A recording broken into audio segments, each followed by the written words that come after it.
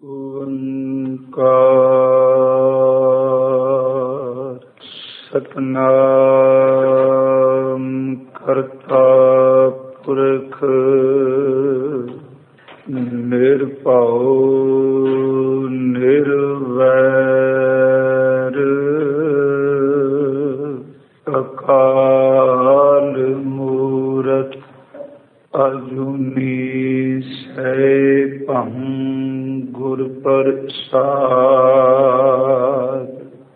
जप आद सच जुगाद सच है भी सच नानक होशी भी सच। गली असीं चंगियां आचारी बुरियां रीसां करहें ते नाड़ियां जो सेवै दर खड़ियां। मैं कीता ना जाता मैं कीता ना जाता हराम खोर। हाँ क्या मुँह देसां दुष्ट चोर। नानक नीच कहे विचार तानक रूप रहा करतार। कंचन नारी मह जियो लुभत है मोह मीठा माया। घर मंदर घोड़े खुशी मन हरन रस लाया। हर प्रभ चित ना आवई क्यों छोटो मेरे घर राया। मेरे राम एह नीच कर्म कर मेरे। मेरे राम एह नीच कर्म कर मेरे। गुणवंता कर कर दया कर कृपा बख्श अवगुण सब मेरे। हम मैले तुम उजल करते हम निर्गुण तू दाता। हम मूर्ख तुम चतुर सियाणे तू सर्व कला का ज्ञाता। माधो हम ऐसे तू वैसा हम पापी तुम पाप खंडन। नीको ठाकुर देसा माधो हम ऐसे तू वैसा हम पापी तुम पाप खंडन। नीको ठाकुर देसा।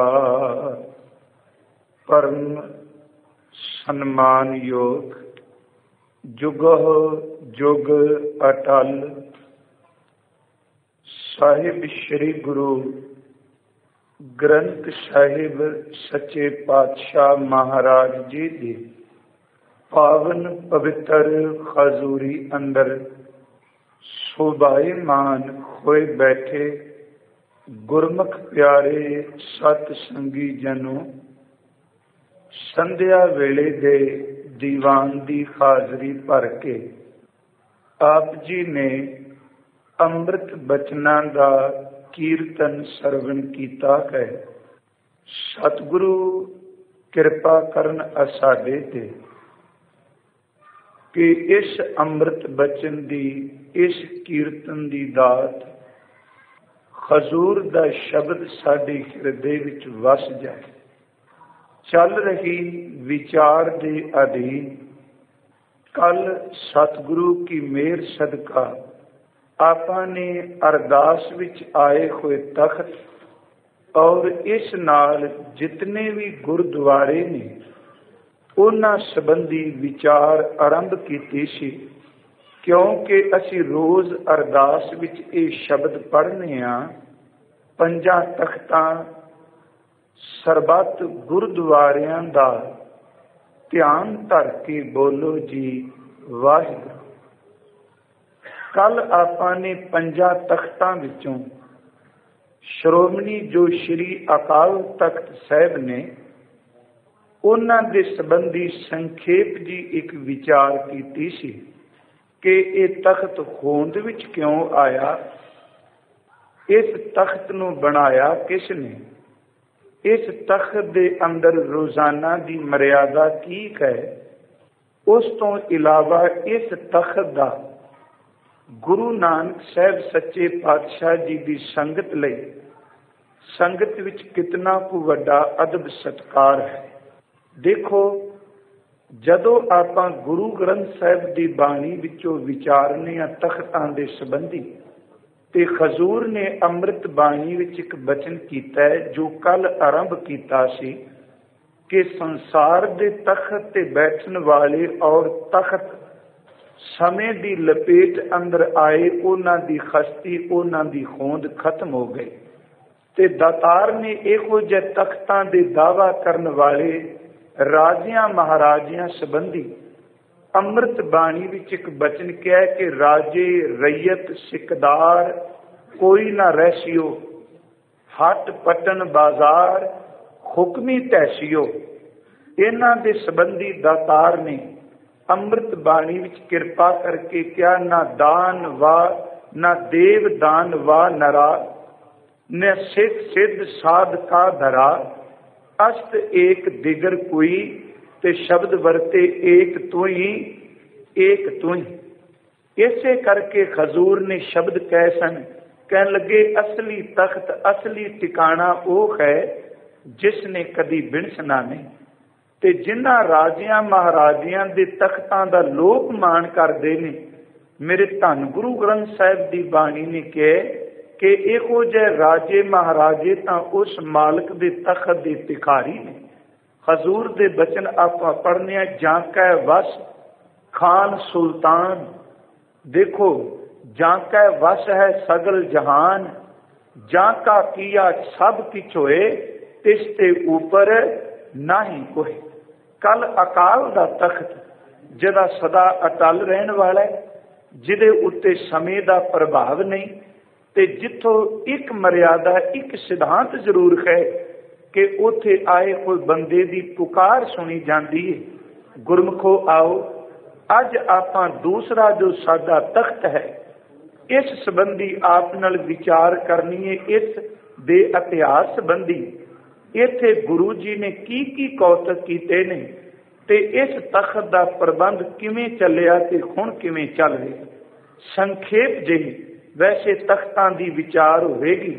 ਕਰੋ ਕਿਰਪਾਲਤਾ ਸਾਧ ਸੰਗਤ, ਅੱਜ ਉਸ ਕਲਗੀਧਰ ਜੀ ਦੇ ਉਸ ਪਵਿੱਤਰ ਅਸਥਾਨ ਤੇ ਆਪਣੀ ਸੁਰਤ ਨੂੰ ਇਕਾਗਰ ਕਰਕੇ ਕਦੀ ਟਿਕਾਈਏ, ਜਿੱਥੇ ਹਜ਼ੂਰ ਦੀ ਆਮਦ ਵੀ ਹੋਈ ਹੈ ਤੇ ਕੇਵਲ ਆਗਮਨ ਨਹੀਂ, ਧੰਨ ਗੁਰੂ ਗੋਬਿੰਦ ਰਾਏ ਨੇ ਜਿਨ੍ਹਾਂ ਨੂੰ ਅਦਬ ਨਾਲ ਉਸ ਧਰਤੀ ਦੇ ਲੋਕ ਬਾਲਾ ਪ੍ਰੀਤਮ ਕਹਿੰਦੇ ਸਨ, ਉਸ ਬਾਲਾ ਪ੍ਰੀਤਮ ਨੇ ਕਿੰਨੇ ਕੁ ਚੋਜ ਕੀਤੇ ਤੇ ਕਿਹੜੇ ਕਿਹੜੇ ਉਸ ਥਾਂ ਤੇ ਅੱਜ ਵੀ ਅਸਥਾਨ ਨੇ ਜੋ ਗੁਰੂ ਨਾਨਕ ਸਾਹਿਬ ਦੇ ਘਰ ਵਿੱਚੋਂ ਰਹਿਮਤਾਂ ਮਿਲੀਆਂ ਨੇ। ਕਰੋ ਕਿਰਪਾਲਤਾ ਸਾਧ ਸੰਗਤ, ਆਪ ਜਿਤਨੇ ਵੀ ਆਏ ਹੋ ਇਕਾਗਰਤਾ ਦੀ ਦਾਤ ਬਖਸ਼ ਦੇ, ਗੁਰੂ ਬਖਸ਼ੀ ਫਤਿਹ ਪ੍ਰਵਾਨ ਕਰੋ ਜੀ। ਵਾਹਿਗੁਰੂ ਜੀ ਕਾ ਖਾਲਸਾ, ਵਾਹਿਗੁਰੂ ਜੀ ਕੀ ਫਤਿਹ। ਅਸੀਂ ਦੂਸਰੇ ਤਖਤ ਨੂੰ ਸ਼ਬਦ ਵਰਤਨੇ ਆ ਕਿ ਸ਼੍ਰੀ ਹਰਿਮੰਦਰ ਸਾਹਿਬ ਪਟਨਾ ਸਾਹਿਬ, ਤੇ ਸ਼ਹਿਬ ਪਟਨਾ ਸ਼ਹਿਰ ਹੈ ਸਾਹਿਬ ਸ਼ਬਦ ਆਪਾਂ ਤਾਂ ਵਰਤਨੇ ਆ ਕਿਉਂਕਿ ਉਸ ਸ਼ਹਿਰ ਨੂੰ ਮੇਰੇ ਸਾਹਿਬ ਦੇ ਚਰਨਾਂ ਦੀ ਛੂਹ ਪ੍ਰਾਪਤ ਹੋਈ। ਥੋੜਾ ਜਿਹਾ ਮੈਂ ਸੰਖੇਪ ਵਿੱਚ ਇਸ ਸ਼ਹਿਰ ਦੇ ਪਿਛੋਕੜ ਦੀ ਸਾਂਝ ਆਪ ਨਾਲ ਕਰਨੀ ਚਾਹਨਾ ਤੇ ਫਿਰ ਆਉਣਾ ਇਸ ਤਖਤ ਦੇ ਸੰਬੰਧੀ। ਸਭ ਤੋਂ ਪਹਿਲੀ ਗੱਲ ਕਿ ਇਸ ਸ਼ਹਿਰ ਨੂੰ ਅੱਜ ਤੋਂ ਕੁਝ ਸਮਾਂ ਪਹਿਲਾਂ ਇਉਂ ਕਹਿ ਲਵੋ, ਸਿਆਣੇ ਵਿਦਵਾਨ ਕਹਿੰਦੇ ਨੇ ਈਸਾ ਸਨ ਆਰੰਭ ਹੋਣ ਤੋਂ ਪਹਿਲਾਂ ਤਕਰੀਬਨ 500 ਸਾਲ ਉਸ ਈਸਾ ਸਨ ਤੋਂ ਪੁਰਾਣਾ ਇਹ ਸ਼ਹਿਰ ਹੈ। ਇਸ ਸ਼ਹਿਰ ਨੂੰ ਪੁਸ਼ਪਾਪੁਰੀ ਵੀ ਕਿਹਾ ਜਾਂਦਾ ਸੀ, ਇਹਨੂੰ ਪਦਮਾਵਤੀ ਵੀ ਕਿਹਾ ਜਾਂਦਾ ਸੀ। ਇਸ ਸ਼ਹਿਰ ਨੂੰ ਗੁਰੂ ਕੇ ਪਿਆਰਿਓ ਕੁਸਮਪੁਰ ਵੀ ਕਿਹਾ ਜਾਂਦਾ ਰਿਹਾ ਤੇ ਇੱਥੋਂ ਤੱਕ ਸਿੱਖ ਵਿਦਵਾਨ ਕਹਿੰਦੇ ਨੇ ਕਿ ਪਟਨੇ ਸ਼ਹਿਰ ਦੇ ਤਕਰੀਬਨ 22 ਨਾਂ ਵੱਖ-ਵੱਖ ਵਾਰੀ ਚੇਂਜ ਹੋਏ। 22 ਵੱਖ-ਵੱਖ ਨਾਂ ਸਨ ਇਸ ਸ਼ਹਿਰ ਦੇ। ਇਸ ਸ਼ਹਿਰ ਨੂੰ ਪਾਟਲੀ ਪੁੱਤਰ ਵੀ ਕਿਹਾ ਜਾਂਦਾ ਰਿਹਾ ਤੇ ਜਦੋਂ ਇਸ ਨੂੰ ਪਾਟਲੀ ਪੁੱਤਰ ਕਿਹਾ ਜਾਂਦਾ ਸੀ ਉਦੋਂ ਇਸ ਸ਼ਹਿਰ ਦਾ ਢਾਂਚਾ ਕੀ ਹੋ ਗਿਆ ਸੀ। ਕਿਉਂਕਿ ਆਪਾਂ ਤਖਤ ਦੀ ਵਿਚਾਰ ਕਰਨੀ ਹੈ ਤੇ ਮੈਂ ਯਤਨ ਕਰ ਰਿਹਾ ਕਿ ਸੰਖੇਪ ਜੀ ਸਾਨੂੰ ਇੰਨੀ ਕੁ ਜ਼ਰੂਰ ਨੌਲੇਜ ਹੋ ਜਾਏ ਕਿ ਜਿਸ ਨੂੰ ਅਸੀਂ ਦੂਜਾ ਤਖਤ ਮੰਨਦੇ ਇਸ ਸ਼ਹਿਰ ਦੀ, ਇਸ ਤਖਤ ਦੀ ਹੋਂਦ ਕੀ ਹੈ ਤੇ ਇੱਥੇ ਕਿਹੜੇ ਕਿਹੜੇ ਗੁਰੂ ਧਾਮ ਨੇ। ਇਸ ਸ਼ਹਿਰ ਨੂੰ ਹੁਣ ਦੋ ਸ਼ਬਦ ਵਰਤੇ ਜਾਂਦੇ ਨੇ, ਇੱਕ ਨੂੰ ਪਟਨਾ ਸ਼ਹਿਰ ਕਹਿੰਦੇ ਨੇ ਤੇ ਇੱਕ ਨੂੰ ਪਟਨਾ ਜੰਕਸ਼ਨ ਕਿਹਾ ਜਾਂਦਾ ਹੈ। ਜਿਹੜਾ ਨਵਾਂ ਪਟਨਾ ਹੈ ਉਹਨੂੰ ਪਟਨਾ ਜੰਕਸ਼ਨ ਕਹਿੰਦੇ ਨੇ ਤੇ ਜਿੱਥੇ ਹਜ਼ੂਰ ਦੀ ਆਮਦ ਹੋਈ ਉਹਨੂੰ ਪਟਨਾ ਸ਼ਹਿਰ ਕਿਹਾ ਜਾਂਦਾ ਹੈ। ਇਸ ਸ਼ਹਿਰ ਨੂੰ ਪਾਟਲੀ ਪੁੱਤਰ ਵੀ ਕਿਹਾ ਜਾਂਦਾ ਸੀ ਤੇ ਇੱਥੇ ਰਵਾਇਤ ਹੈ ਵੀ ਇਹਦਾ ਨਾਮ ਪਾਟਲੀ ਪੁੱਤਰ ਕਿਉਂ ਪੈ ਗਿਆ। ਕਹਿੰਦੇ ਨੇ ਇੱਕ ਇਸ ਸ਼ਹਿਰ ਨੂੰ ਸਭ ਤੋਂ ਪਹਿਲਾਂ ਆਬਾਦ ਕਰਨ ਵਾਲੇ ਰਾਜੇ ਦਾ ਨਾਮ ਹੈ ਆਜ਼ਾਦ ਸ਼ਤਰੂ। ਆਜ਼ਾਦ ਸ਼ਤਰੂ ਨੇ ਇਸ ਸ਼ਹਿਰ ਨੂੰ ਆਬਾਦ ਕੀਤਾ। ਸਮੇਂ ਨੇ ਕਰਵਟ ਲਈ। ਇਸ ਸ਼ਹਿਰ ਦਾ ਬਾਦਸ਼ਾਹ ਜਾਂ ਇਸ ਸ਼ਹਿਰ ਦਾ ਰਾਜਾ ਬਣਿਆ ਪਤਰਕ। ਉਹਦੀ ਪਿਆਰੀ ਰਾਣੀ ਦਾ ਨਾਮ ਸੀ ਪਾਟਲਾ ਤੇ ਉਹਨੇ ਆਪਣੀ ਰਾਣੀ ਦੇ ਨਾਮ ਤੇ ਇਸ ਸ਼ਹਿਰ ਦਾ ਨਾਮ ਰੱਖ ਦਿੱਤਾ ਪਾਟਲੀ ਪੁੱਤਰ। ਚੰਦਰਗੁਪਤ ਮੌਰਿਆ ਦੇ ਵੇਲੇ ਇਸ ਸ਼ਹਿਰ ਨੂੰ ਜਦੋਂ ਸਿਆਣੇ ਵਿਦਵਾਨਾਂ ਨੂੰ ਪੜ੍ਹਿਆ ਉਹ ਕਹਿੰਦੇ ਨੇ ਇਹ ਸ਼ਹਿਰ ਉਸ ਵੇਲੇ 9 ਮੀਲ ਲੰਮਾ ਸੀ ਤੇ 1.5 ਮੀਲ ਚੌੜਾ ਸੀ। 9 ਮੀਲ ਲੰਬਾਈ ਵਿੱਚ ਤੇ 1.5 ਮੀਲ ਚੌੜਾਈ ਵਿੱਚ ਸੀ ਪਾਟਲੀ ਪੁੱਤਰ। ਤਵੱਜੋ ਦਿਆ ਜੇ ਇਸ ਸ਼ਹਿਰ ਦੇ 4 ਚੁਫੇਰੇ ਇੱਕ ਪੱਕੀ ਦੀਵਾਰ ਸੀ। ਉਸ ਦੀਵਾਰ ਦੇ ਨਾਲ 570 ਬੁਰਜ ਸਨ। ਇਸ ਸ਼ਹਿਰ ਦੇ 64 ਮੇਨ ਦਰਵਾਜ਼ੇ ਸਨ ਜਿਨ੍ਹਾਂ ਰਾਹੀਂ ਇਹਦੇ ਵਿੱਚ ਪ੍ਰਵੇਸ਼ ਕੀਤਾ ਜਾਂਦਾ ਸੀ। ਇਸ ਸ਼ਹਿਰ ਦੇ 4 ਚੁਫੇਰੇ ਇੱਕ ਡੂੰਘੀ ਖਾਈ ਹੁੰਦੀ ਸੀ ਤੇ ਮੈਂ ਉਸ ਵੇਲੇ ਦੀ ਗੱਲ ਕਰ ਰਿਹਾ ਜੋ ਈਸਾ ਸਨ ਤੋਂ ਵੀ 500 ਸਾਲ ਪਹਿਲਾਂ ਦੀ ਘਟਨਾ ਹੈ। ਇਹਦੇ 570 ਬੁਰਜ ਨੇ, 4 ਚੁਫੇਰੇ ਪੱਕੀ ਦੀਵਾਰ ਹੈ, 64 ਇਹਦੇ ਮੇਨ ਦਰਵਾਜ਼ੇ ਨੇ। ਇਹਦੇ 4 ਚੁਫੇਰੇ ਇੱਕ ਖਾਈ ਸੀ। ਉਹ ਖਾਈ 60 ਫੁੱਟ ਡੂੰਘੀ ਸੀ ਤੇ 45 ਫੁੱਟ ਉਹ ਖਾਈ ਚੌੜੀ ਸੀ। ਇਸ ਸ਼ਹਿਰ ਦੇ 4 ਚੁਫੇਰੇ ਤੇ ਇਹ ਉਹ ਸ਼ਹਿਰ ਹੈ ਜਿਹਦੇ ਵਿੱਚ ਮਹਾਤਮਾ ਬੁੱਧ ਦੇ ਵੀ ਚਰਨ ਪਏ ਸਨ।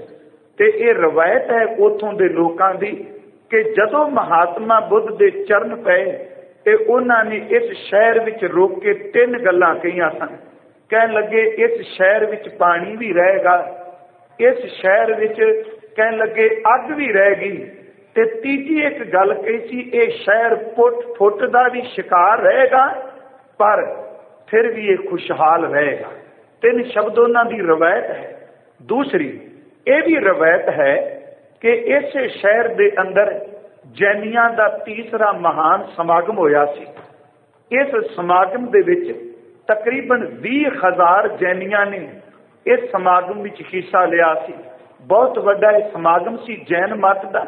ਦੂਸਰੀ ਇਹ ਵੀ ਰਵਾਇਤ ਹੈ ਕਿ ਬੋਧੀਆਂ ਦਾ ਇੱਥੇ ਦੂਸਰਾ ਮਹਾਨ ਸਮਾਗਮ ਹੋਇਆ ਸੀ ਜਿਸ ਦੀ ਪ੍ਰਧਾਨਗੀ ਮਹਾਰਾਜਾ ਅਸ਼ੋਕ ਨੇ ਕੀਤੀ ਸੀ ਤੇ ਉਸ ਸੰਮੇਲਨ ਤੋਂ ਬਾਅਦ, ਉਸ ਸਮਾਗਮ ਤੋਂ ਬਾਅਦ ਜਿਤਨੇ ਵੀ ਬਾਹਰਲੇ ਮੁਲਕਾਂ ਵਿੱਚ ਬੋਧ ਮਤ ਫੈਲਿਆ ਉਸ ਪਾਟਲੀ ਪੁੱਤਰ ਦੇ ਹੋਏ ਸਮਾਗਮ ਤੋਂ ਬਾਅਦ ਰਾਜਾ ਅਸ਼ੋਕ ਨੇ ਬੋਧੀ ਭਿਕਸ਼ੂਆਂ ਨੂੰ ਬਾਹਰ ਭੇਜਿਆ। ਉਹ ਆਪ ਰਾਜਾ ਸੀ। ਤੇ ਇੱਕ ਅਰਜ਼ ਕਰਾਂ ਕਿਉਂਕਿ ਸਮਾਂ ਉਸ ਤਰ੍ਹਾਂ ਹੈ, ਕੁਝ ਦਿਨ ਉਹੋ ਜਿਹੇ ਨੇ नहीं तो एक जरूर बेनती करनी है, जितने भी धर्म प्रफुल्लित हुए ने, कल भी अर्ज की सी, उन्हां विच राज भाग का बहुत बड़ा योगदान। जे किते राजा अशोक बुद्ध मत नूं ग्रहण ना करदा ते शायद अज बाहरले मुल्कां विच इस मत का बोलबाला ना मिलता।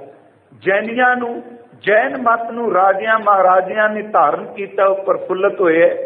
कभी तकियो सनातन धर्म नूं हिंदू राजियां ने प्रफुल्लित किया, ईसाई मत नूं भी प्रफुल्लित किया गया बादशाहां वल्लों।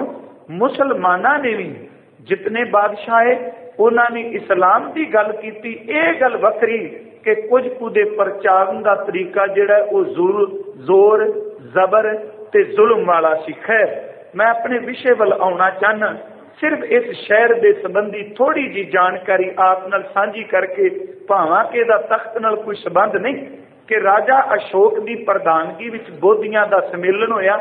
उदों बाद राजा अशोक ने बोधियां नूं वख-वख थावां ते प्रचार कर लई भेजे। देखो, दो महान विद्वानां दा नाम आम तौर ते हिंदुस्तान की धरती ते लिया जाता है। एक अर्थ शास्त्री होया बड़ा महान, उन्होंने कहा जाता है कोटले। उन्हें अर्थ शास्त्र लिखे, ते जदों उस अर्थ शास्त्र नूं वो लिखदा है ते कहंदे ने वो यही पाटली पुत्र की पटने की धरती थी जिथे एडे वड्डे महान अर्थ शास्त्री ने अर्थ शास्त्र का ग्रंथ लिखिया। उस तो बाद जदों किते व्याकरण की गल चलदी, भावें कोई पंजाबी की व्याकरण की गल करे, भावें कोई हिंदी की गल करे, भावें कोई संस्कृत की गल करे, किसी भी व्याकरण के ज्ञाता नूं पुछियो ते सब तो पहला जिहड़ा व्याकरण का महान व्याख्याकार है ना, वो पाणिनी नूं मन्निया जाता है। शायद आप जी ने नाम पहला सुनिया होवे कि पाणिनी ऋषि जिहड़ा कुछ पणनी भी कहंदे ने, इन्हें संस्कृत की व्याकरण नियत की सी। इन्हें 8 हिस्सियां विच 8 अध्याय वख-वख रच के संस्कृत की व्याकरण संस्कृत की व्याकरण कायम की, ते उस व्याकरण के ग्रंथ नूं अष्ट अध्यायी कहा जाता है। ते गुरु साहब ने उस ग्रंथ का बाणी विच जिक्र भी किया। मैं हैरान होया, भावां असीं बाणी विचों पढ़ने, कोई पढ़ता सहसा कृता, कोई पढ़े पुराना। देखो, संस्कृति संस्कृति नहीं। मैं अर्ज भी की थी, जदों इत्थे संस्कृति श्लोकां की व्याख्या आरंभ की, वो एक प्रकृतक एक साध भाखा है, संस्कृति नहीं आपां कह सकते। पर अष्टअध्यायी पन्नी ऋषि ने ये 8 वख-वख अध्याय बना के उन्होंने संस्कृत की व्याकरण कायम कर दी। ते गुरु साहब ने एक तुक कही, ते बड़ी बारी जदों बाणी विच पढ़नी, कई बारी कई तुकां दे अर्थ नहीं वेखे हुंदे, ते मन विच आउणा भी इहदे अर्थ की होणगे। अष्ट साज साज पुराण सोधै करें वेद अभ्यास। हुण जदों अष्ट साज साज की गल आउणी ना, हुण बाणी विच जदों खट शब्द हुंदा उदों बड़ी जल्दी समझ पै जांदी है भी 6 शास्त्रां की गल है। खट दा अर्थ 6।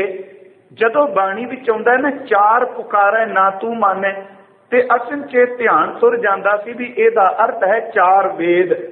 जदों आउंदा 10 अठे, ते उदों भी ध्यान तुर जाना भी हजूर ने इहदा 18 पुराणा का जिक्र किया। 10 ते 8 18 पुराण। तवज्जो दिओ थोड़ी जी। देखो, जदों 4 शब्द हुंदा, 4 पुकारै ना तू मानै, कह लगे खट पी एका बात बखाने, 10 अस्थि मिल एको कया, 10 ते अस्थि 10 ते 8 18 पुराण, 4 वेद 6 शास्त्र। ते एक तुक बाणी विच बड़ी बारी आउंदी 8 60 तीरथ सगल पुन। हुण 8 पहला लगा, 60 पिछे लगा, इहदा अर्थ की? ते आपां सोचांगे भी साहब ने कहा 8 60, 8 ते 60 हुंदे ने 68, ते जिथे 68 शब्द आ जाए ना, भावें तीर्थ नाम ही आवे, ते चेते रखी उते 68 दार ते 68 तीर्थ। बड़ी बड़ी ये तुक पढ़ी के अष्ट साज साज सोधै। देखो, बंदे 8 साज का अर्थ है कि अष्ट अध्यायी पन्नी की जिहड़ी व्याकरण है ਉਹਨੂੰ ਲੈ ਕੇ वेदां ते पुराणा का अभ्यास पिया करना है। ਇਹਦਾ मतलब कि अष्टाध्यायी का जिक्र गुरु नानक साहब ने भी किया है। वैसे एक बहुत वखरा विषय, बड़े तुहाडे विच पढ़े लिखे सज्जन, मैनूं एक गल की खुशी है कि जदों पुस्तकां पढ़न वाले सज्जन को मिलते हैं ਤੇ ਉਹਨਾਂ ਦੇ ਕੋਲ ਬੈਠ ਕੇ ਜਦੋਂ ਕਥਾ ਕਰੀਏ ਤੇ ਰਸ ਕੁਝ ਹੋਰ ਹੀ ਬਣਦਾ। ਫਰਕ ਹੈ ਨਾ। ਬੜੇ ਸਿਆਣੇ ਸਿਆਣੇ ਸੱਜਣ ਵੀ ਬੈਠੇ ਨੇ। ਗੁਰਮੁਖੀ ਲਿਪੀ ਦੀ ਆਪਾਂ ਗੱਲ ਕਰਨੀ। ਜੇ ਕਿਤੇ ਵੇਖੋ ਹੁਣ ਤਾਂ ਬਹੁਤ ਸਾਰੀਆਂ ਕਿਤਾਬਾਂ ਆ ਗਈਆਂ ਨੇ ਭਾਸ਼ਾ ਵਿਗਿਆਨ ਦੇ ਨਾਲ ਸੰਬੰਧਿਤ, ਪਰ ਡਾਕਟਰ ਜੀ.ਪੀ. ਸਿੰਘ ਉਹਨਾਂ ਦੀ ਕਿਤਾਬ ਗੁਰਮੁਖੀ ਲਿਪੀ ਦਾ ਇਤਿਹਾਸ ਸਨ 1948 ਦੇ ਕਰੀਬ ਉਹਨਾਂ ਨੇ ਪੁਸਤਕ ਲਿਖੀ ਹੈ। ਜੇ ਕਿਤੇ ਮਿਲੇ ਤੇ ਮੈਂ ਸਿਫਾਰਿਸ਼ ਕਰਾਂਗਾ ਸੱਜਣਾ ਨੂੰ ਕਿ ਇਸ ਪੁਸਤਕ ਨੂੰ ਜ਼ਰੂਰ ਪੜ੍ਹਿਓ। ਹੈਰਾਨ ਹੋਇਆ। ਉਹ ਕਹਿੰਦੇ ਨੇ ਜਿਹੜੇ ਆਪਾਂ ਅੱਖਰ ਪੜ੍ਹਨੇ ਆ ਗੁਰੂ ਗ੍ਰੰਥ ਸਾਹਿਬ ਦੀ ਗਿਣਤੀ ਦੇ 1 2 3 ਪੰਨੇ, ਉਹ ਕਹਿੰਦੇ ਨੇ ਇਹਨਾਂ ਅੱਖਰਾਂ ਦਾ ਜਨਮ ਜਿਹੜਾ ਅੰਕਾਂ ਦਾ ਜਨਮ ਵੀ ਅੱਖਰਾਂ ਵਿੱਚੋਂ ਹੋਇਆ। ਧਿਆਨ ਦਿਆ ਜੇ ਕਿ ਆਪ ਈੜੀ ਪੜ੍ਹਦੇ ਹੋ। ਈੜੀ ਜਦੋਂ ਲਿਖਣੇ ਆ ਤੇ ਕਿਤੇ ਗੁਰਮੁਖੀ ਵਿੱਚ ਆਏ ਜਦੋਂ ਆਪਾਂ ਅੰਕਾਂ ਨੂੰ ਪੜ੍ਹੀਏ ਏਕਾ ਪੜ੍ਹਨੇ ਆ ਤੇ ਈੜੀ ਤੇ ਏਕੇ ਦੀ ਸ਼ਕਲ ਇੱਕੋ ਜੀ ਬਣ ਜਾਂਦੀ। ਆਪਾਂ ਜਦੋਂ 2 ਲਿਖਦੇ ਆ, ਵੈਸੇ ਮੇਰਾ ਵਿਸ਼ਾ ਨਹੀਂ ਹੈ ਤੇ ਪੜ੍ਹਾਉਣ ਵਾਲੇ ਜਿਹੜੇ ਟੀਚਰ ਨੇ ਉਹਨਾਂ ਦਾ ਵਿਸ਼ਾ ਵੀ ਜਦ ਅਸੀਂ 2 ਲਿਖਣੇ, ਕਦੀ ਦੇਖੋ ਆਪਾਂ 2 ਲਿਖੀਏ ਅੰਕਾਂ ਵਿੱਚ ਤੇ ਗੁਰਮੁਖੀ ਵਿੱਚ ਆਏ ਦੱਦੇ ਨੂੰ ਪਾਇਓ, ਦੱਦੇ ਦੀ ਤੇ 2 ਦੀ ਸ਼ਕਲ ਇੱਕੋ ਜੀ ਬਣ ਜਾਂਦੀ। ਜਦੋਂ ਆਪਾਂ ਲਿਖਦੇ ਆ ਤੱਤਾ, ਤੱਤੇ ਦੀ ਤੇ 3 ਦੀ ਸ਼ਕਲ ਇੱਕੋ ਜੀ ਬਣ ਜਾਂਦੀ। ਜਦੋਂ ਆਪਾਂ ਪਾਉਂਦੇ ਆ ਚੱਚਾ ਘੁੰਡੀ ਪਾ ਕੇ, ਕਦੀ ਧਿਆਨ ਦਿਆ ਦਿਓ, ਉਦੋਂ 4 ਦੀ ਸ਼ਕਲ ਬਣਦੀ। ਜਦੋਂ ਆਪਾਂ ਗੁਰਮੁਖੀ ਚ ਪੜ੍ਹਨੇ ਆ ਪੱਪਾ ਅੱਖਰ ਤੇ ਪੱਪੇ ਤੇ 5 ਦੀ ਸ਼ਕਲ ਜਿਹੜੀ ਉਹ ਇੱਕੋ ਜਿਹੀ। ਜਦੋਂ ਆਪਾਂ ਛੱਛਾ ਪਾਉਂਦੇ ਆ ਤੇ ਕਦੀ ਦੇਖੋ ਸ਼ਕਲਾਂ ਉਹਨਾਂ ਨੇ ਤਕਰੀਬ ਇਹਨਾਂ ਸਾਰੇ ਅੱਖਰਾਂ ਨੂੰ ਅੰਕਾਂ ਦੀ ਪੈਦਾਇਸ਼ ਇਹ ਗੁਰਮੁਖੀ ਅੱਖਰ ਕਹੇ। ਖੈਰ ਧਿਆਨ ਦਿਆ ਜੇ ਗੁਰਮੁਖੋ, ਸਤਿਗੁਰੂ ਨੇ ਉਸ ਪੰਨਣੀ ਦਾ ਵੀ ਜ਼ਿਕਰ ਕੀਤਾ ਤੇ ਮੈਂ ਜਿਹੜੀ ਅਰਜ਼ ਕਰ ਰਿਹਾ ਕਿ ਸਭ ਤੋਂ ਵੱਡਾ ਅਰਥ ਸ਼ਾਸਤਰੀ ਕੋਟਲੇ ਹੈ। ਉਹਨੇ ਅਰਥ ਸ਼ਾਸਤਰ ਲਿਖਿਆ ਪਾਟਲੀ ਪੁੱਤਰ ਵਿੱਚ। ਪਾਣਨੀ ਰਿਸ਼ੀ ਨੇ ਜਦੋਂ ਅਸ਼ਟ ਅਧਿਆਈ ਉਹਨੇ ਸੰਸਕ੍ਰਿਤ ਦੀ ਵਿਆਕਰਣ ਤਿਆਰ ਕੀਤੀ ਹੈ ਤੇ ਉਹ ਵੀ ਉਹਨੇ ਪਾਟਲੀ ਪੁੱਤਰ ਦੀ ਧਰਤੀ ਤੇ ਤਿਆਰ ਕੀਤੀ ਸੀ। ਔਰੰਗਜ਼ੇਬ ਮੁਗਲਾਂ ਦਾ ਸਮਾਂ ਜਦੋਂ ਹੁੰਦਾ ਹੈ, ਕੁਝ ਕੁ ਸਮੇਂ ਲਈ ਜਦੋਂ ਆਪਾਂ ਚੰਦਰਗੁਪਤ ਦਾ ਇਤਿਹਾਸ ਪੜ੍ਹਨੇ ਹਾਂ, ਉਸ ਵਿੱਚ ਪਟਨੇ ਸ਼ਹਿਰ ਦਾ ਜ਼ਿਕਰ ਕਈ ਥਾਵਾਂ ਤੇ ਸੰਸਕ੍ਰਿਤ ਗ੍ਰੰਥਾਂ ਵਿੱਚ ਮਿਲਦਾ ਹੈ। ਜਦੋਂ ਔਰੰਗਜ਼ੇਬ ਦਾ ਸਮਾਂ ਹੈ, ਇਸ ਸ਼ਹਿਰ ਦਾ ਨਾਮ ਚੇਂਜ ਹੋਇਆ ਸੀ। ਕੁਝ ਸਮੇਂ ਲਈ ਨਾਮ ਰੱਖਿਆ ਸੀ ਇਹਦਾ ਅਜ਼ੀਮਾਬਾਦ। ਕਿਉਂ? ਔਰੰਗਜ਼ੇਬ ਨੇ ਆਪਣੇ ਪੋਤੇ ਨੂੰ ਇੱਥੋਂ ਦਾ ਗਵਰਨਰ ਬਣਾ ਕੇ ਜਦੋਂ ਭੇਜਿਆ ਤੇ ਉਹਦਾ ਨਾਮ ਸੀ ਅਜ਼ੀਮ, ਤੇ ਔਰੰਗਜ਼ੇਬ ਦੇ ਪੋਤੇ ਦੇ ਨਾਮ ਤੇ ਜਿਹੜਾ ਪਾਟਲੀ ਪੁੱਤਰ ਸੀ, ਕਦੀ ਜਿਸ ਸ਼ਹਿਰ ਨੂੰ ਕਦੀ ਪੁਸ਼ਪਪੁਰ ਕਿਹਾ ਜਾਂਦਾ ਸੀ, ਜਿਹਨੂੰ ਪਦਮਾਵਤੀ ਕਿਹਾ ਜਾਂਦਾ ਸੀ, ਜਿਨ੍ਹਾਂ ਨੂੰ ਯੂਨਾਨੀਆਂ ਨੇ ਆਪਣੇ ਆਪ ਨਾਮ ਦਿੱਤੇ, ਤੇ ਜਦੋਂ ਸਮਾਂ ਆਇਆ ਔਰੰਗਜ਼ੇਬ ਦਾ ਉਹਦੇ ਪੋਤੇ ਦੇ ਨਾਮ ਤੇ ਅਜ਼ੀਮਾਬਾਦ ਵੀ ਰੱਖਿਆ। ਪਰ ਜੋ ਆਪਾਂ ਅੱਜ ਪੜ੍ਹਨੇ ਹਾਂ, ਆਮ ਤੌਰ ਤੇ ਲੋਕ ਸ਼ਬਦ ਪਟਨਾ ਸ਼ਹਿਰ ਤੇ ਪਟਨਾ ਜੰਕਸ਼ਨ ਕਹਿੰਦੇ ਨੇ, ਪਰ ਸਿੱਖ ਦੇ ਸਾਹਮਣੇ ਜਦੋਂ ਇਹ ਸ਼ਹਿਰ ਆਉਂਦਾ ਹੈ ਤੇ ਕੁਦਰਤੀ ਤੌਰ ਤੇ ਇਹਦੇ ਹਿਰਦੇ ਦੀ ਭਾਵਨਾ ਨਾ ਸ਼ਹਿਰ ਕਹਿੰਦੀ ਹੈ ਨਾ ਜੰਕਸ਼ਨ ਕਹਿੰਦੀ ਹੈ, ਇੱਕੋ ਹਿਰਦੇ ਵਿੱਚੋਂ ਆਵਾਜ਼ ਨਿਕਲਦੀ ਹੈ ਪਟਨਾ ਸਾਹਿਬ। ਕਿਉਂਕਿ ਗੁਰੂ ਸਾਹਿਬ ਦੀ ਬਖਸ਼ਿਸ਼ ਦੁਆਰਾ ਗੁਰਸਿੱਖਾਂ ਦਾ ਸਿੱਖ ਪੰਥ ਦਾ ਇਹ ਦੂਜਾ ਤਖਤ ਹੈ। ਇਸ ਤਖਤ ਨੂੰ ਜਦੋਂ ਪੜ੍ਹੀਏ, ਆਓ ਮੈਂ ਇਸ ਦੇ ਗੁਰੂ ਇਤਿਹਾਸ ਨਾਲ ਸੰਬੰਧਿਤ ਆਪ ਨਾਲ ਵਿਚਾਰ ਕਰਨੀ ਚਾਹਨਾ। ਸੰਨ 1504 ਨੂੰ ਧੰਨ ਗੁਰੂ ਨਾਨਕ ਸਾਹਿਬ ਜੀ ਦੇ ਚਰਨ ਇਸ ਸ਼ਹਿਰ ਦੇ ਅੰਦਰ ਪਏ। ਸਿੱਖ ਵਿਦਵਾਨ ਕਹਿੰਦੇ ਨੇ ਪੱਛਮੀ ਦਰਵਾਜ਼ੇ ਰਾਹੀਂ ਮੇਰੇ ਧੰਨ ਗੁਰੂ ਨਾਨਕ ਸਾਹਿਬ ਨੇ ਇਸ ਸ਼ਹਿਰ ਦੇ ਅੰਦਰ ਪ੍ਰਵੇਸ਼ ਕੀਤਾ ਸੀ। ਦੇਖੋ, ਆਰੰਭ ਤੋਂ ਲੈ ਕੇ ਹੁਣ ਤੱਕ ਦਾ ਸੰਖੇਪ ਜਿਹਾ ਇਤਿਹਾਸ ਆਪ ਨਾਲ ਸਾਂਝਾ ਕਰਨਾ ਹੈ। ਗੁਰੂ ਨਾਨਕ ਸਾਹਿਬ ਜਦੋਂ ਸੰਨ 1504 ਵਿੱਚ ਇਸ ਸ਼ਹਿਰ ਅੰਦਰ ਪ੍ਰਵੇਸ਼ ਕਰਦੇ ਨੇ ਤੇ ਸ਼ਹਿਰ ਤੋਂ ਬਾਹਰ ਹਜ਼ੂਰ ਨੇ ਆਪਣਾ ਟਿਕਾਣਾ ਲਾਇਆ ਸੀ। ਇੱਥੇ ਭਾਈ ਸਾਹਿਬ ਭਾਈ ਮਰਦਾਨਾ ਜੀ ਜੋ ਜਨਮ ਸਾਖੀਆਂ ਵਿੱਚ ਬਚਨ ਆਉਂਦੇ ਨੇ ਕਿ ਭਾਈ ਸਾਹਿਬ ਭਾਈ ਮਰਦਾਨਾ ਜੀ ਨੇ ਬੈਠਿਆ ਦੇਖਿਆ ਵੀ ਕੁਝ ਲੋਕ ਐਸ਼ੋ ਇਸ਼ਰਤ ਵਿੱਚ ਖਚਤ ਨੇ, ਕੁਝ ਲੋਕ ਜਿਹੜੇ ਨੇ ਲਿਖ ਰਹੇ ਨੇ, ਕੁਝ ਪੜ੍ਹ ਰਹੇ ਨੇ, ਕੋਈ ਕਾਰੋਬਾਰ ਕਰ ਰਹੇ ਨੇ। ਤੇ ਉਹਨੇ ਇੱਕ ਬਚਨ ਕੀਤਾ ਸੀ, ਦਾਤਾ ਇਹ ਅਮੋਲਕ ਸਰੀਰ ਹੈ, ਇਹਦੀ ਕੀਮਤ ਕੋਈ ਨਹੀਂ, ਪਰ ਕੀ ਕਾਰਨ ਕਿ ਸਾਰੇ ਲੋਕ ਇਹਦੀ ਕਦਰ ਕਿਉਂ ਨਹੀਂ ਜਾਣਦੇ। ਸਾਹਿਬ ਨੇ ਸ਼ਬਦ ਕਹਿ ਸਨ, ਮਰਦਾਨਿਆਂ ਚੇਤੇ ਰੱਖੀ ਇਹ ਅਮੋਲਕ ਹੀਰਾ ਮਿਲਿਆ ਸਭ ਨੂੰ ਵੇ, ਪਰ ਜ਼ਰੂਰੀ ਨਹੀਂ कि जिन्हां नूं हीरा मिल जाए उन्हां नूं हीरे की कदर भी होवे। कदर केवल वो जानणगे जिहड़े पारखू होणगे। ते कदी गुरु ग्रंथ साहिब की बाणी पढ़ो, कबीर साहब ने एक बचन कह लगे, अखां तो अन्ना बंदा तुरिया जांदा है ते ओहदे रस्ते दे विच कीमती मोती बिखरे ने, उस अन्ने नूं नजर नहीं आउंदा, पैरां दीयां तलियां ते हीरे चुभदे ने, मोती चुभदे ने, ओहदे वास्ते मोती हीरिया की कोई कीमत नहीं, ओहदे वास्ते धरती ते बिखरे हुए छोटे छोटे पत्थर ने। साहब ने शब्द किया, कहन लगे हीरे की परख भी अखां वाले नूं है, पर अखां वाले दा अर्थ ये नहीं कि जिहड़ा केवल देखदा है, इत्थे अखां वाले दा अर्थ है जिहड़ा हीरे दा पारखू है। सतगुरु ने बाणी विच बचन कहन लगे, कबीर मार्ग मोती बिथरे अंधा निकस्यो आए, पर प्यारियो जोत बिना जुगदीश की जगत उलंघ है, जाए रब्बा जे तू सोझी नहीं दिती, लोकां नूं पता ही नहीं कि यह मनुखा दे ही कीमती हीरा है। हजूर गए ने इस पातली पुत्र, इस पटने की धरती ते जिथे पहला विद्वानां दे महापुरुषां दे भी चरण पए ने, अज दीन दुनी दे तारक धन गुरु नानक साहब बैठे कीर्तन होया। भाई मरदाने ने इत्थे एक बेनती की कि हे दातार सतगुरु के शरीर दा धर्म इहनूं भुख लगी ते कृपा करो कुछ छकण दा प्रबंध किया जाए।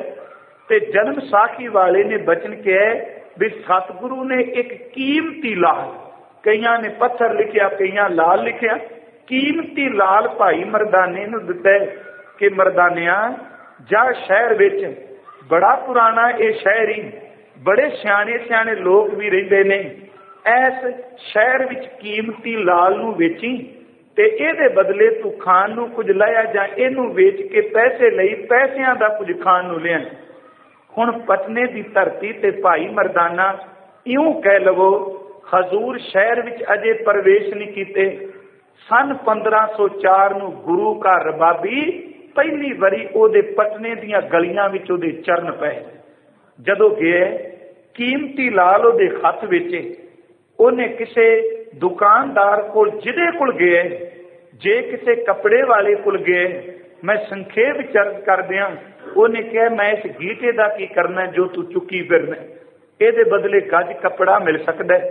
किसे सब्जी वाले ने मूली, किसी ने गाजर कीमत पाई है, किसी हलवाई ने थोड़ी जी मठियाई कीमत पाई है। ते बेचारा सोचता है कि गुरु के हथ विचों आया एक कीमती पत्थर, ये नहीं हो सकता भी इन्ना बेकदरा होवे। अखीर से उस साल सराय की दुकान ते गया। मैं इस करके अर्ज कर रहा क्योंकि जेड़ा तख्त बनया साल सराय के घर विच बनया हुआ। क्यों अर्ज कर रहे हैं? तख्त पटना साहब की गल आप कर रहे हैं। ये साल सराय की दुकान ते गए ते भाग जागे ने। मैं पिछले दिन ये अर्ज कर रहा, मन च सोचता सा कि समय तो पहला कदी भी किसी किस्म का भाग नहीं जे लगता, ना दुनियावी तौर पर ना परमार्थक तौर पर।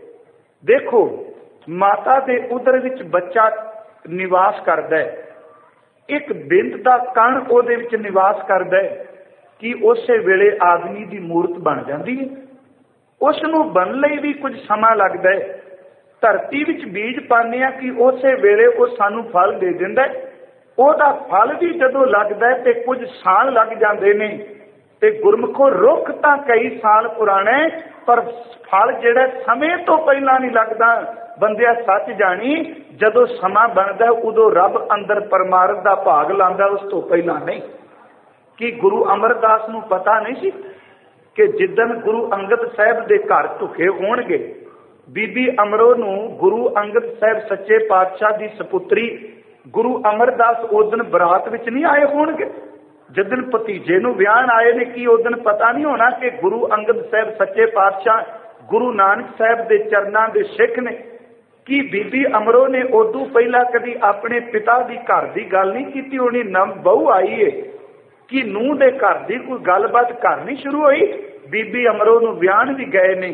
बीबी अमरो के पिछोकड़ पेके परिवार नूं भी जानते ने, पर ठोकर उदन वजी जिदन समा आ बनया सी। समा आया तो शब्द सुनिया तो बाबा अमरदास जी जा तुरे। तो कई बार अर्ज करना होना, समय तो पहला फलीपूत नहीं होंगी कोई चीज। साल सराय के घर गया, दुकान अगे गया भाई मरदाना, ते साल सराय तेरे भाग जागे नहीं। पता नहीं तू दुकान कर दो ते चंगा दोहरी सैं। पटने दियां गलियां तेनू कोई 2 साल, कोई 20 साल, कोई 50 साल, तेरियां पीढ़ियां 2-3 तेनू चेते रख दियां। पर जेड़ा जे रबाबी तेरे बूहे अगे आ खलोता है ना, जिन्नी देर तक धरती रहेगी लोग तेरे नाम तो जानू रहेंगे। सालसराय कोल गया, कहन लगा कीमती लाल है, ਇਹਦੇ बदले कुछ रुपये दे दे। सालसराय ने क्या, कहन लगा सजना ये लाल किथों लियांदे? कहन लगा मेरा मुर्शद है, उन्हें लाल दिता है ते मैं लाल लैके आया वां। ते कहन लगा भी इस लाल की कीमत नहीं पै सकती।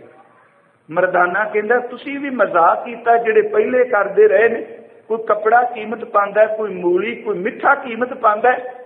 सालसराय ने एक गल कही, कहन लगा ओ भरावा गुस्सा ना करी, जिन्नी मेरी दुकान भरी है सारी दुकान भी दे दियां ते तां भी लाल की कीमत नहीं पैंदी। हुण एक काम कर, इस लाल की कीमत कोई नहीं, बस यदि 100 रुपया मैं दर्शन भेटा तेनू देना, 100 रुपया। ते देख ओदे भी भाग जागे, नहीं ते दुकानदार बेईमान हुंदा। एवें थोड़ा गुरु कलगीधर जी का आगमन ओदे घर विच हो गया। किन्ना कु उस बंदे की पूर्व की कमाई होगी। इन्ना ईमानदार वो लाल नूं कहंदा ये तां दर्शन भेट ही 100 रुपया है। ते भाई मरदाने ने लै लिया।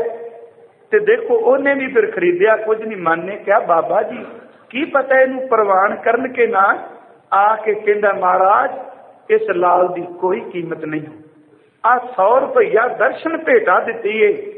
हजूर हस के कहंदे ने दानिया जा वापस करके आ, असां की लैना है इस रुपये नूं, आपां की करना है? तेनू भुख लगी सी ते कुछ खरीद के लियाना सी, इस लाल नूं वेच के चल नहीं, करतार आप ही तेरी भुख की संभाल करेगा। जदों भाई मरदाना वापस गए, सालसराय नूं 100 रुपया दे के कहंदे ने महाराज अपना रुपया चुको, मेरा मुर्शद इस रुपये ते खुश नहीं। उस वेले सालसराय का मत्था ठणकिया। पहली गल इन्ना कीमती लाल, दूसरी गल के 100 रुपया फिर वापस करदा होवे ते कहन लगा तू काहदे लई वेचण आया है? कहंदा पेट की भुख लगी, इहनूं झुलसण वास्ते वेचण आया सां कि कितों प्रशादा तैयार करांगा, नाल आप छकांगा, नाले मुर्शद नूं छकांगा।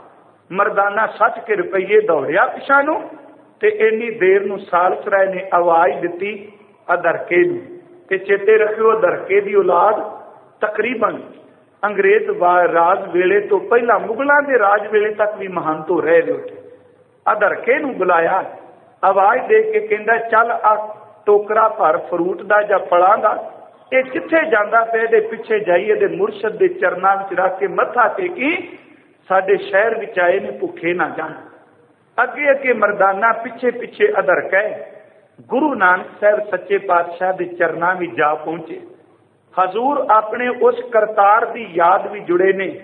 कोई समा ऐसा नहीं सी जिदन बाबे दे हिरदे विचों करतार भुले। ये शब्द वैसे मैं वरत रहा पर टुकदे कोई नहीं, क्यों? क्योंकि जोत रूप हर आप गुरु नानक कहायो। किवें कह दईए, जे काटी सिलक दयाल प्रभ छे जन लगे भगते, हर गुर नानक जिन परसिया से इत उत सदा मुक्ते। अधरके ने दीदार कीते ने, इको दम टोकरी फ्रूट दी ओने फला वाली रखी है ते आखिर नौकर सी। ते मैं अर्ज करना उन्हां नौकर दा एक गुण हुंदा है, जदों झुकना शुरू करदा कोई भी आवे ओदे हत्थ इको दम अपने आप जुड़ जांदे ने। मालक आवे तां जुड़ जांदे ने, गाहक आ जाए तां जुड़ जांदे ने। अधरके दे भाग जागे, रख के फलां दा टोकरा बाबे नानक दे चरनां विच टेकिया मत्था ते गुरमुखो जदों अंदरों जुड़िया होवे ते उदों शरीर नूं स्पर्श करन नाल भी दूजे ते असर हो जांदा। ये वाकई कदी तुसीं देखियो जिहड़े सुरती राहीं अभ्यास करदे ने, कई बारी इंज प्रतीत हुंदा जिवें रोम रोम विच एक बिजली दी तार पई चलदी हो। वाहिगुरू रोम रोम विच चलदी होवे। हजूर दे चरनां भी जदों ओदा मस्तक स्पर्श कीता ते गुरमुखो इकोदम भाग जागे। सतगुरु ने सभैकन ओदे सिर ते हथ रखिया ते मेरे गुरु रामदास सच्चे पातशाह दे बचना मुताबिक मेरा हीर है रतन नाम खर बसिया, गुर हाथ धरियो मेरे माथा। देखो मत्थे ते हथ रख दिया सार गुरु हाथ धरियो मेरा माथा। जदों मत्थे ते हथ रख के जन्म जन्म के किलविख दुख उतरे, गुरनाम दियो ऋण लाथा। कर हुकम मस्तक हाथ धर, विचों मार कढ़ियां बुराइयां। इको दम ओही नाम दी रों, ओही गुरु दी कृपा अधर के अंदर टिक गई, ते अधरका भी चुप करके बह गया। भाई मरदाना सोचदा कि मेरे साईं ने अम्यो रस दी एक बूंद इस चातरक दे मुख विच जरूर पा दिती। भाई मरदाना रोज दा जानू सी, मन ने क्या मड़ा सिप्पी बन के आया सी। इस सिप्पी विच सवांती बूंद पै गई है, कीमती मोती बनेगी। इस केले विच कीमती बूंद टिकी है अम्यो रस दी, ये मुश्क कपूर बनेगी। अधरका कुछ समा बैठा रहा, साहब नूं कहंदा है बाबा कि जायो ना। हस के कहन लगे कदी नहीं जाते। गया है वापस, ते इहदे चेहरे ते लाली सी, इहदियां अखां विच चमक सी, ते रूहानियत दी ओ मंजिल जिहड़ी साहब ने कही है, कवन बनी री तेरी लाली, कवन रंग तू भई गुलाली। तुम ही सुंदर तुम्हें सुहाग, तुम कर लालन तुम कर भाग, तू तो सतवंती तू प्रधान। जदों ओ शब्द पढ़निया सुहब सुहब सुहबी, अपने प्रीतम कै रंग रती। ओ चोला रंग के अज मजीठड़ी चोला अधरके दा ते तुरिया जांदा है। सालसराय पुछदा किहो जिहा फकीर सी, अधरका बोलिया नहीं। वो फिर पुछदा बोल तेनू कुछ कहा उन्हें, ते बस ओदियां अखां विचों दो बूंदा पानी दियां टपकियां, कहंदा जैसा वो है वैसा कोई नहीं, जिहो जिहा ओ ही है। ताई साहब ने बाणी विच भी एक बचन किया, कहन लगे जैसा तू तेरे वर्गा होर कोई नहीं, किदे नाल तेनू मैं उपमा दियां। सालसराय ने देखिया भी कोई रूहानियत विच पुग्या होया फकीर आया, लैके अधरके नूं नाल तुरिया। गुरु नानक साहब सच्चे पातशाह जी दे चरनां विच जा पहुंचिया, ते जाके हजूर दे चरनां विच झुके, ते पर ओ किरपा नहीं मिली जिहड़ी अधरके नूं मिल गई। ते इक्को दम हाथ जोड़ के कहंदा महाराज, हजूर देख के कहंदे आ, कहंदा मैं जोरी हां, सालसराय मेरा नाम है। कहन लगे अज तीकरा पत्थर ही जोखदा रहा, जोरी तू बन के परखदा रहा, कदी ये भी परखी कि तेरा जीवन कीमती हीरा है, तेनू कौडियां दे भाव तू बेचना पे। कहंदा मैं पत्थर परखे ने जीवन नहीं। कहंदा अधरका मेरा नौकर है, मैं ही तैनू पारखू दी जाच दसी है। हजूर हस के कहंदे ने सालसराय अज तक ये केवल पत्थर पारखू सी, अज कदी देखिए नाम दा पारखू बन गई, ये अम्यो रस दा पारखू बने ही। कहंदा महाराज करो कृपा, जे ए पारखू बने ते मैनू भी जाच सिखाओ। मेरे बाबे ने एक बचन क्या कहन लगे, सालसराय तू पत्थर परखण दी जाच सिखाई, इनू तेरे सामने कई साल चुकिया। जे जिंदगी ते नाम परखण दी जाच सिखनी आ ना, अधरके दे पैरां विच मत्था टेक दे ते तेनू भी जाच आ जाएगी।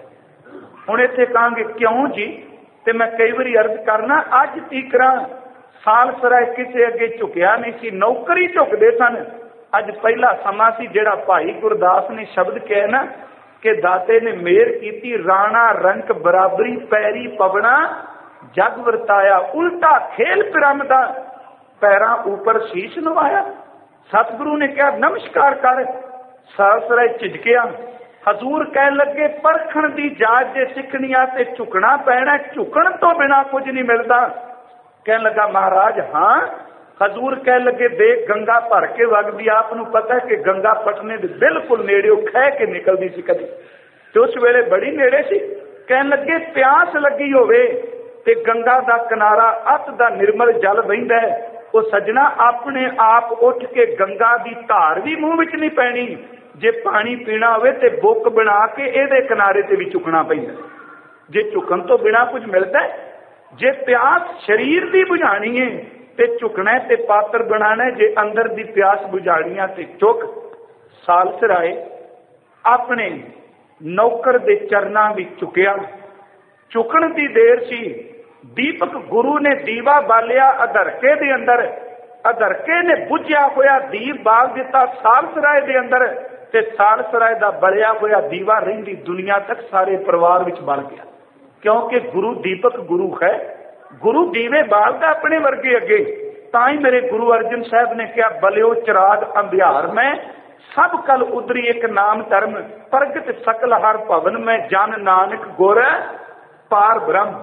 ਅੰਦਰ ਰਹਿਮਤ ਹੋ ਗਈ। ਧੰਨ ਗੁਰੂ ਨਾਨਕ ਸਾਹਿਬ ਜੀ ਦੀ ਸੇਵਾ ਕੀਤੀ। ਸਿੱਖ ਤਵਾਰੀ ਕਹਿੰਦੀ ਹੈ, ਮੇਰੇ ਬਾਬੇ ਨਾਨਕ ਨੇ ਪਾਟਲੀ ਪੁੱਤਰ ਦੀ ਧਰਤੀ ਤੇ 4 ਮਹੀਨੇ ਬਤੀਤ ਕੀਤੇ। ਇੱਕ ਦਿਨ ਨਹੀਂ, 2 ਦਿਨ ਨਹੀਂ, ਪਤਾ ਨਹੀਂ ਅੱਗੇ ਮੈਂ ਅਰਜ਼ ਕਰਨੀ ਹੈ ਪਟਨੇ ਨਾਲ ਕਿੰਨਾ ਕੁ ਪਿਆਰ ਸੀ। ਤੇ ਜਦੋਂ ਕਿਤੇ ਤਖਤ ਸਾਹਿਬ ਤੇ ਕਥਾ ਕਰਨ ਦਾ ਮੌਕਾ ਮਿਲਿਆ 1-2 ਵਾਰੀ, ਤੇ ਅੱਜ ਵੀ ਜਦੋਂ ਕਿਤੇ ਕਥਾ ਕਰਦੇ ਆ ਇੰਜ ਲੱਗਦਾ ਸੀ ਜਿਵੇਂ ਗਲੀਆਂ ਵਿੱਚ ਮੇਰਾ ਬਾਲਾ ਪ੍ਰੀਤਮ ਅਜੇ ਵੀ ਤੁਰਿਆ ਫਿਰਦਾ। ਸਾਹਿਬ 4 ਮਹੀਨੇ ਉਸ ਧਰਤੀ ਤੇ ਰਹੇ ਨੇ। ਸਾਲਸਰਾਏ ਤੇ ਅਧਰਕਾ ਮੌਜਾਂ ਆਨੰਦ ਮਾਣਦੇ ਰਹੇ। ਤੁਰ ਲੱਗਿਆ ਜਦੋਂ ਅੱਗੇ ਚੱਲੇ, ਸਾਲਸਰਾਏ ਨੇ ਹੱਥ ਜੋੜ ਲਏ, ਖੇ ਦਾਤਾਰ ਅੰਦਰ ਨੂੰ ਜਵਾਲਣ ਵਾਲਿਆ, ਅੰਦਰ ਨੂੰ ਅਮਿਆ ਰਸ ਵਿੱਚ ਭਿਉਣ ਵਾਲਿਆ, ਕਿਰਪਾ ਕਰ ਕੁਝ ਸਮਾਂ ਹੋਰ ਅਟਕੋ।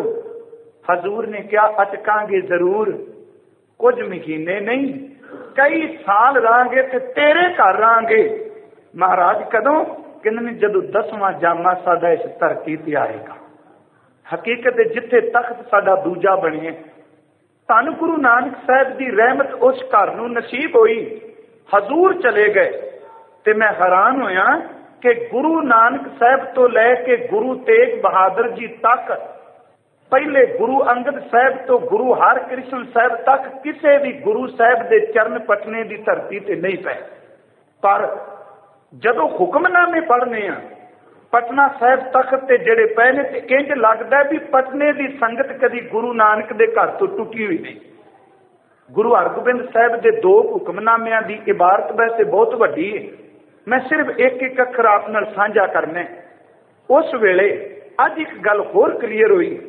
ਕੋਈ ਸੱਜਣ ਕਹਿੰਦੇ ਨੇ ਭਾਈ ਦਇਆਲਾ ਜੀ, ਭਾਈ ਮਤੀ ਦਾਸ ਦੇ ਪਰਿਵਾਰ ਦੀ ਗੱਲ ਕਰਦੇ ਆ ਵੀ ਉਹਨਾਂ ਦੇ ਭਰਾ ਦੇ ਹੁਕਮਨਾਮੇ ਨੇ। ਅੱਜ ਜਦੋਂ ਹੋਰ ਖੋਜ ਕੀਤੀ ਤੇ ਪਤਾ ਲੱਗਾ ਵੀ ਇਹ ਸਿੱਖ ਕੋਈ ਗੁਰੂ ਹਰਗੋਬਿੰਦ ਸਾਹਿਬ ਦੇ ਵੇਲੇ ਦਾ ਇੱਕ ਭਾਈ ਜਾਪੂ ਤੇ ਇੱਕ ਭਾਈ ਦਿਆਲ, ਇਹ ਪਟਨੇ ਦੀ ਸੰਗਤ ਦੇ ਆਗੂ ਰਹੇ ਨੇ। ਜਦੋਂ ਗੁਰੂ ਨਾਨਕ ਸਾਹਿਬ ਦੇ ਚਰਨ ਪਏ ਸਨ ਨਾ, ਉਦੋਂ ਬਾਅਦ ਅਧਰਕੇ ਨੂੰ ਮੰਜੀ ਦੇ ਗਏ ਸਨ। ਅਧਰਕੇ ਨੂੰ ਕਿਹਾ ਸੀ ਤੂੰ ਮੰਜੀ ਤੇ ਬੈਠ ਕੇ ਸੰਗਤ ਨੂੰ ਉਪਦੇਸ਼ ਦੇਣਾ। ਹਜ਼ੂਰ ਦੀ ਹਜ਼ੂਰੀ ਵਿੱਚ ਅਧਰਕੇ ਨੂੰ ਕਿਰਪਾ ਮਿਲੀ।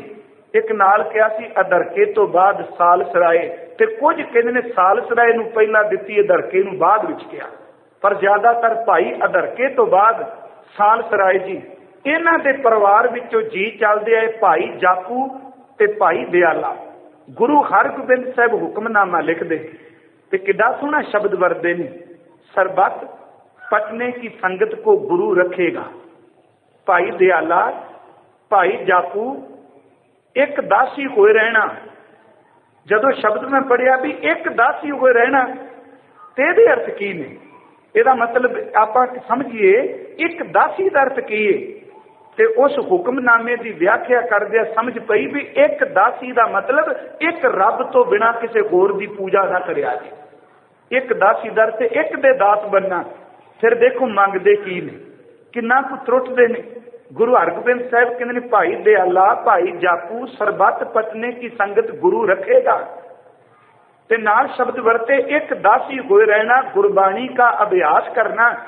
ਮੈਂ ਸਿਰਫ ਵਿੱਚੋਂ ਸ਼ਬਦ ਪੰਜਾਬੀ ਵਿੱਚ ਕੁਝ ਵਰਤ ਰਿਹਾ।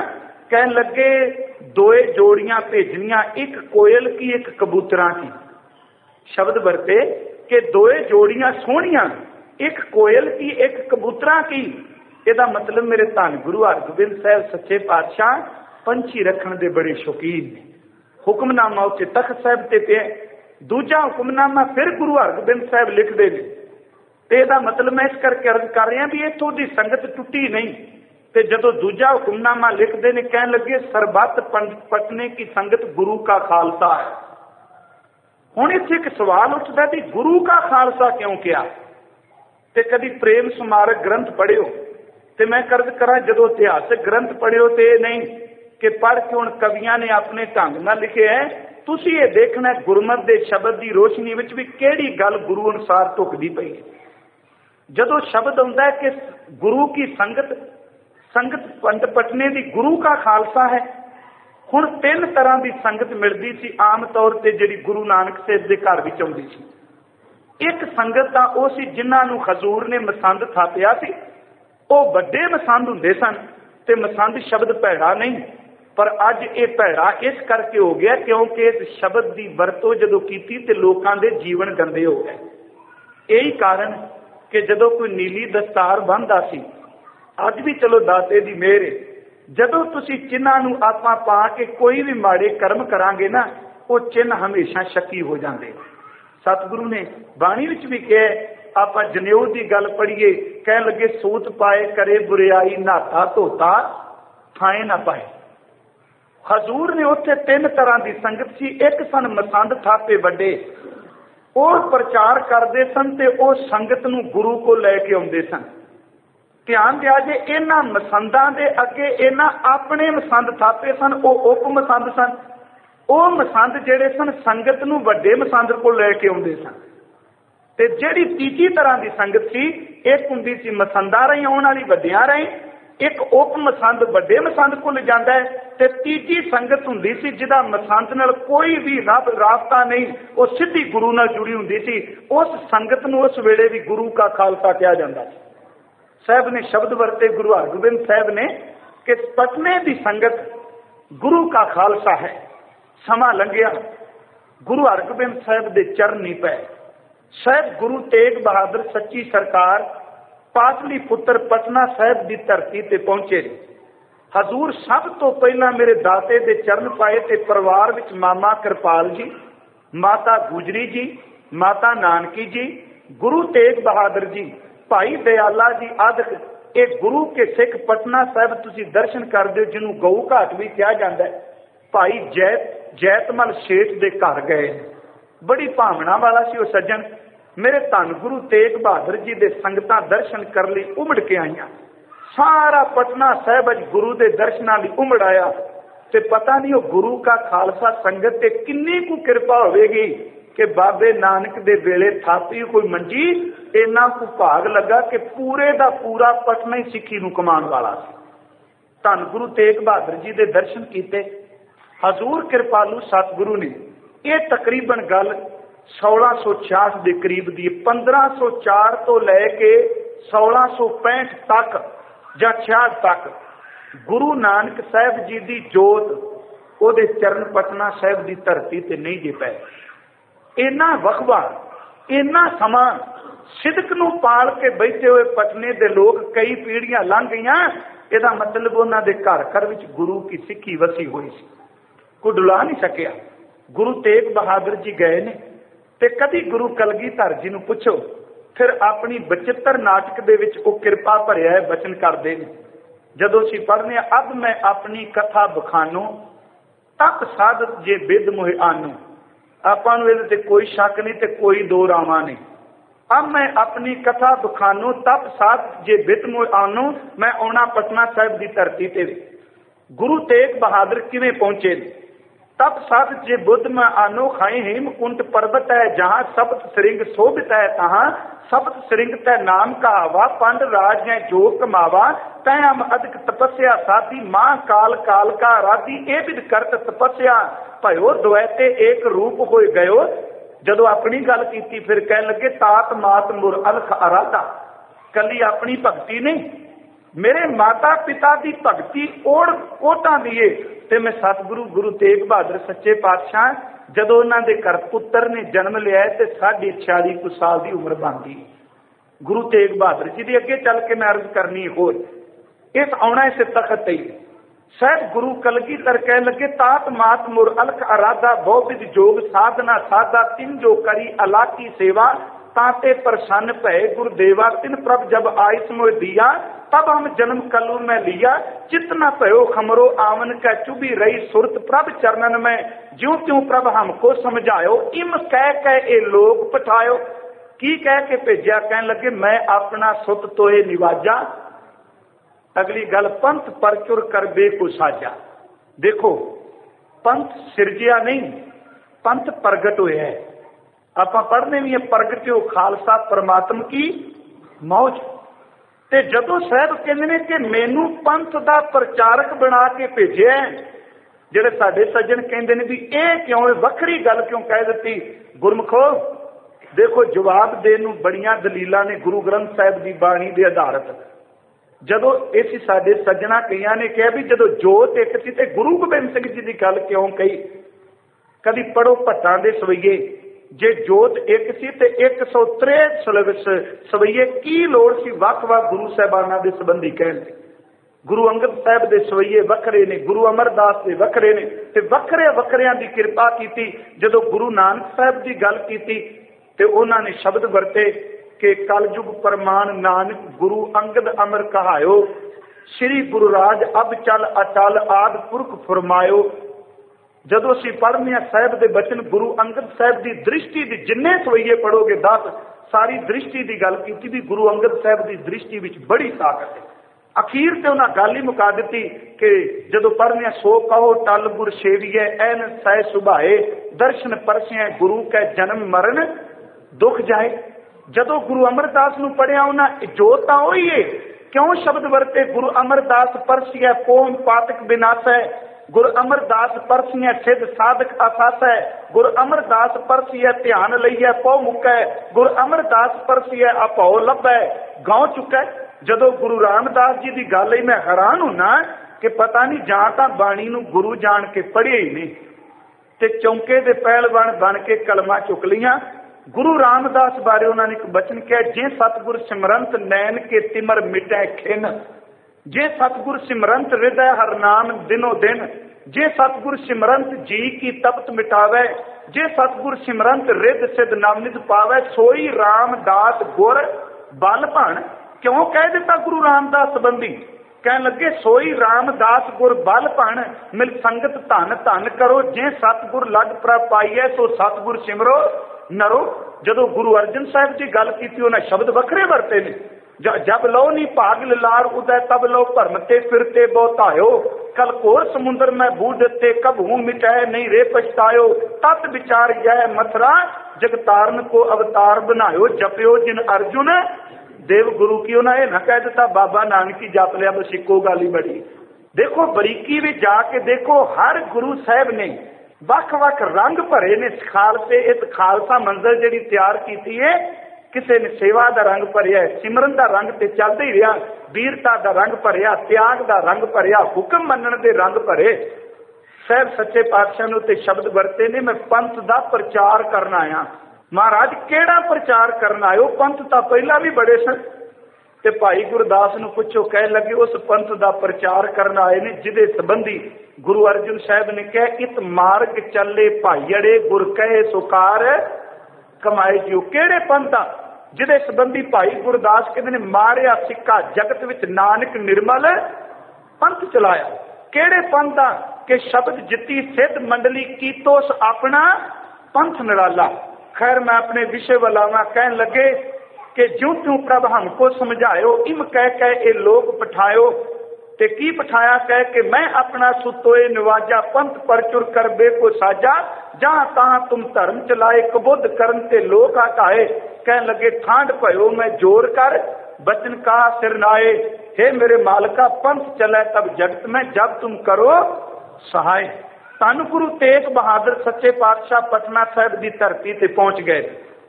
उस वेले भाई जेतमल के घर विच टिके, परत के महिमा प्रकाश विच गुर प्रताप सूरज विच गुरु की साखियां विच आउंदा एक हवेली दिती गई। हजूर उथे भी टिके। मेरे कृपालू सतगुरु गुरु तेग बहादुर सच्चे पातशाह उस घर विच फिर विसेबा किया गया जिस नूं अज असीं अपना दूजा तख्त कहने। माता गुजरी जी, माता नानकी जी, सारा परिवार इत्थे टिकिया है ते गुरु तेग बहादुर आप असम की धरती नूं चले गए ने। ते गुरसिखो गुरु दीयां गल्लां ते गुरु ते तर्क करने बड़े सौखे जे। मैं जिहड़ी अज अर्ज करनी चाहना, गुरु तेग बहादुर जी दे विआह होइआं नूं शादी होइआं नूं 33 कुछ साल के करीब समा, 32-33 साल, 3 दहाकियां तो वध समा हो चुका है। असीं गृहस्थी बैठे हैं, 2-4 साल बाद शादी तो घर पुत्र का जन्म ना होवे ते साडे अंदर नूं खो पैंदी है। ते जिस गृहस्थी के घर अंदर 33 साल बाद अज रब ने कोई दात देनी है ते दुनिया का दुख निवारण वाला पातशाह गुरु तेग बहादुर अपने परिवार को नहीं टिकिया, सिखा चेते रखी, एदा एहसान हिंदुस्तान कदी भी नहीं ला सकता जो गुरु तेग बहादुर ने मेहर की। औरंगजेब जुल्म की खंडेरी चुलाइए, हजूर पटना साहिब परिवार नूं छड्ड के पटने की संगत ते किन्ना को यकीन होवेगा। तकरीबन 1504 तो बाद 1665 तक कोई गुरु साहब नहीं आए। इन्ने वड्डे भरोसे ते अपने परिवार नूं छड्ड के जाना, संगत किन्नी को भावना विच पिजी होवेगी। एवें शरदक लोकां को थोड़ा छड़ जाना कि घर पुत्र का जन्म होना है, बाल का जन्म होना है। शायद गुरु तेग बहादुर पटने नहीं टिके, हजूर असम की धरती नूं चले गए। गुरु कलगीधर कहते ने कि जदों माता जी ने उस हवेली विच, उस घर विच निवास किया है, फिर कलगीधर पिता ने एक शब्द वरते है कि मेरे माता पिता मुर पित पूर्व कीयत पियाना, भांत भांत के तीर्थ नाना, जब ही जात तरबैनी भय, पुन दान दिन करत बतै। साडे लोग कहते ने इत्थे जी पुन दान उन्हां ते गुरमत उल्ट सी। गुरमुखो कभी पुन ते दान दी गुरमत दी रोशनी विच व्याख्या करके देखो, नाम दान तो वड्डा कोई दान ही नहीं। जे असीं कही भी दान दा कॉन्सैप्ट ही कोई नहीं ते अरदास विच रोज क्यों कही जाने आ दाना सिर दान नाम दान। असीं ते अखरां नूं कड्ढण नूं तुरे कि सारे अखर मिटा दईए। साहिब गुरु तेग बहादुर सच्चे पातशाह मुरपित पूर्व कीयत पियाना, भांत भांत के तीर्थ नाना, जब ही जात तरबैनी भय, पुन दान दिन करत बताए। अज भी तरबैनी दे कंढे एक गुरुद्वारा है कि तही प्रकाश हमारा पयो। ते पिछली बारी एक बारी अर्ज करके गया था, प्रकाश नूं जन्म ना समझियो, प्रकाश नूं अवतार ना समझियो। गुरु अर्जुन साहब ने एक वचन किया, प्रकाश दर थे कि उधरे माए आए किया निवास, माता कै मन बहुत विगास। चेते रखियो, उधरे विच निवास प्रकाश है, जिन्हों दुनिया के शब्दों विच असीं कहने आ माता दे उदर विच निम्या है। पर गुरु कलगीधर कहन लगे कि तरबैनी दी धरती ते तई प्रकाश हमारा भयो। ते जिन्हों दूजा तख्त कहंदे हो, क्यों कहने? इस करके कि पटना शहर विखे भव लयो। पटने शहर विच मेरे दाते ने शब्द कैसा वरतिया, शहर ते अज तक भी उन्होंने पटना शहर ही कहंदे ने, जिहड़ा नवां बनिया उन्होंने पटना जंक्शन कहा जाता है। कह लगे तई प्रकाश हमारा भयो, पटना शहर विखे भव लयो। साहिब गुरु कलगीधर जी की आमद 22 दिसंबर उस वेले 22 दिसंबर सन 1666 ਨੂੰ ਹੋਈ ਏ। ਤੇ ਤਾਂ ਹੀ ਤਾਂ ਹਰੀ ਰਾਮ ਗੁਪਤਾ ਨੇ ਦਾ ਹਿਸਟਰੀ ਆਫ ਸਿੱਖ ਗੁਰੂਜ਼ ਉਹਦੇ ਵਿੱਚੋਂ ਲਿਖਿਆ ਹੈ ਕਿ ਗੁਰੂ ਕਲਗੀ ਵਾਲਿਆ तेरे वर्गा जिगरा किदा होना है। 22 दिसंबर 1666 ਨੂੰ तेरा जन्म दिन सी ते 22 दिसंबर सन 1704 ਨੂੰ तेरे जन्म दिन वाले दिहाड़े तेरे दोवें वड्डे पुत्र शहीद पे हुंदे सन।